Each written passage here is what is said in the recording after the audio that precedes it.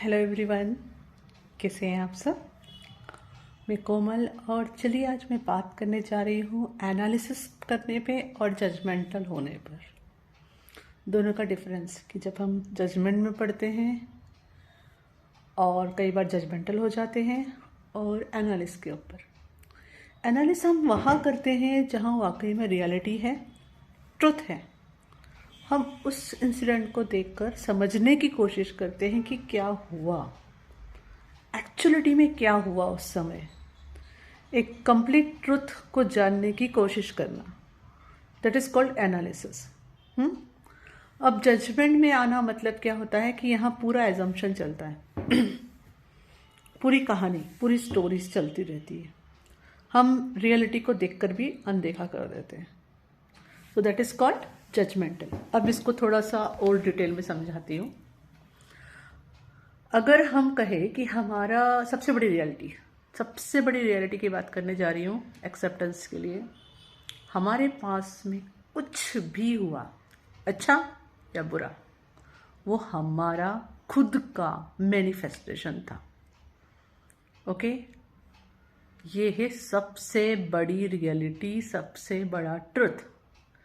अब इसमें मैं क्या कर सकती हूँ, जजमेंटल हो सकती हूँ, जजमेंटल नहीं होकर जजमेंट में पढ़ सकती हूँ, और क्या बना सकती हूँ, stories.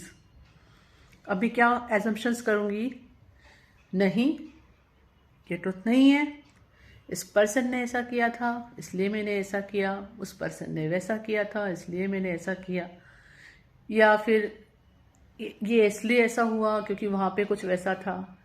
All are this are stories and assumptions.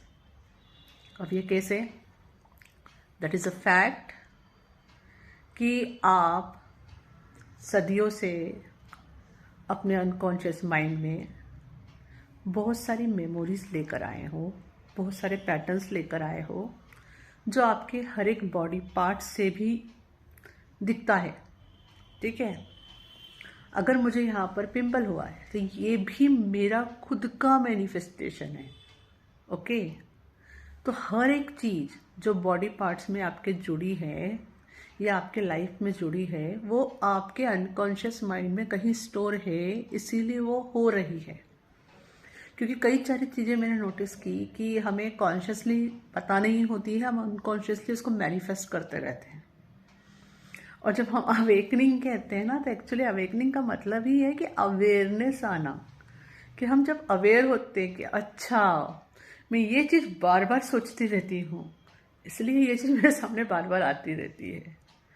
अब ये सोच कहाँ से आ रही है, कुछ इस बर्थ के संस्कार है, मतलब किसी तरह से बिलीफ सिस्टम बन गया है, और कुछ पास्ट का जो मुझे अवेयर नहीं है। पर एटलीस्ट मुझे ये अवेयर हो रहा है ना कि मेरे ये सोचने से ये हो रहा है, तो वहाँ पावर मेरे हाथ में, कि वो सोच जब भी आए तो मुझे उसको हटाना है, उसको कन्वर्ट करना है, फोर्सफुली उसकी जगह वो सोचना है जो पॉजिटिव मैं अपने लाइफ में चाहती हूँ। ये बहुत डिफ़िकल्ट है। आपका ईगो बार बार आएगा, जो आपका ईगो है वो बार बार सामने आएगा, एंड इट विल टेल नहीं नहीं, इट विल टेल स्टोरीज।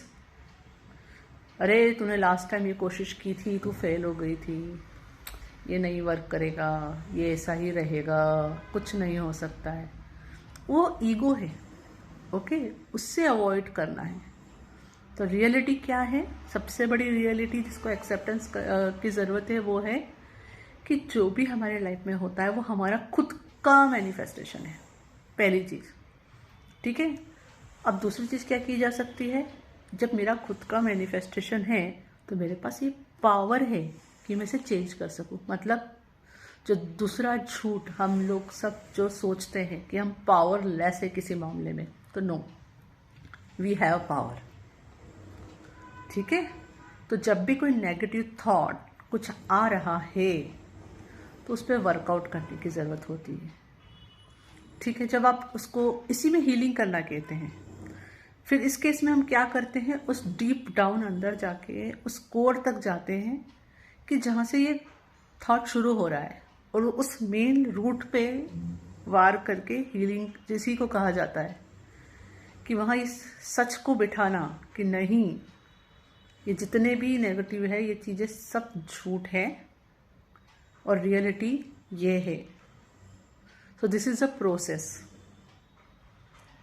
तो नेक्स्ट टाइम जब आप कुछ एनालिस कर रहे हो किसी इंसिडेंट को कि ये चीज़ हुई, तो पहला स्टेप तो आपका यही रहेगा कि वो मैनिफेस्टेशन आपका खुद का है।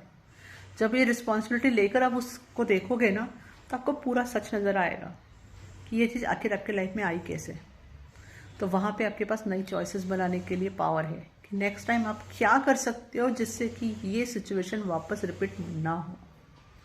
और जब उसके लिए आप नए अफर्मेशन या नई चॉइसेस बनाओगे, तब आपके फोर्थ आएगा आपका ईगो, जो आपको रोकेगा, जो आपको नेगेटिव कहानियाँ सुनाएगा, आपके पास के फेलियर गिनाएगा। उसी को आपको रिजेक्ट करना है। तो हीलिंग के दौरान आप ये सब चीज़ें करते हो, ठीक है। अगर आप किसी भी तरह की हीलिंग कर रहे हो तो ये चीज़ आप कर रहे हो। आइदर आप मिरर एक्सरसाइज कर रहे हो, आइदर आप रेकी कर रहे हो, आइदर आप चक्रा हीलिंग कर रहे हो, कुछ भी कर रहे हो, आप रिफ्लेक्ट एंड ट्रांसम्यूट कर रहे हो, ठीक है, एंजल थेरेपी कर रहे हो। अल्टीमेटली आप इसी जो झूठ की लेयर्स बनी हुई है ना ईगो की, उसे हटाकर उस डिवाइन सच तक जा रहे हो कि you have power for everything, okay. और आप उस तरह की ज़िंदगी जी सकते हो जो आप हमेशा से डिज़ायर करते हो। तो जब आप इन लेयर्स को डिलीट कर दोगे, इसके ऊपर आ जाओगे, ऑफकोर्स प्रैक्टिस लगेगी इसके लिए, क्योंकि एक थॉट आपके दिमाग में जब इतने सदियों से आया है तो उसको हटाने के लिए थोड़ी मेहनत तो करनी पड़ेगी। लेकिन इसका बेनिफिट ये रहेगा कि पहली चीज़, आपको पुनर्जन्म से फिर डर नहीं लगेगा। किसी को नहीं पता किसके कितने जन्म होना है, किसको मोक्ष मिलना है, किसका क्या होना है, ओके। तो आपको पहली चीज़, जब आप इस चीज़ को पावरफुली महसूस करोगे ना, तो आपको पुनर्जन्म वर्ड से डर ही नहीं लगेगा। यू आर ओके, क्योंकि आपको पता है कि मैंने यहाँ पे ये सारी चीज़ें हील कर दी है, तो ये तो मेरे साथ कैरी होने नहीं वाली है। उतनी प्योर कॉन्शियसनेस को लेकर मैं बर्थ लूँगा या लूँगी, ठीक है। तो फिर जो बचाव कुछ होगा वो तब कर लेंगे, राइट। आई होप ये इन्फॉर्मेशन आपके काम आएगी। तो एनालिसिस कीजिए, सच्चाई को एक्सेप्ट कीजिए, अपना पावर अपने हाथ में लीजिए और ये जजमेंट रूपी इस ईगो को, इस जजमेंट को दूर कीजिए। Thank you.